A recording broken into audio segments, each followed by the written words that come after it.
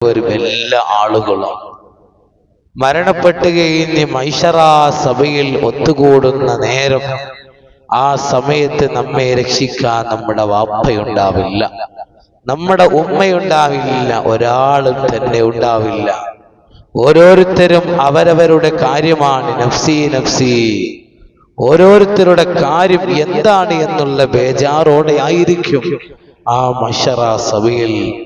ആ മൈശറാ സഭയിൽ നമുക്ക് അഭയമുള്ളത്, നമുക്ക് ആകെ പരിഹാരമുള്ളത് ഹബീബായ മുത്തുനബി സല്ലല്ലാഹു അലൈഹി വസല്ലമ തങ്ങൾ മാത്രമാണ്.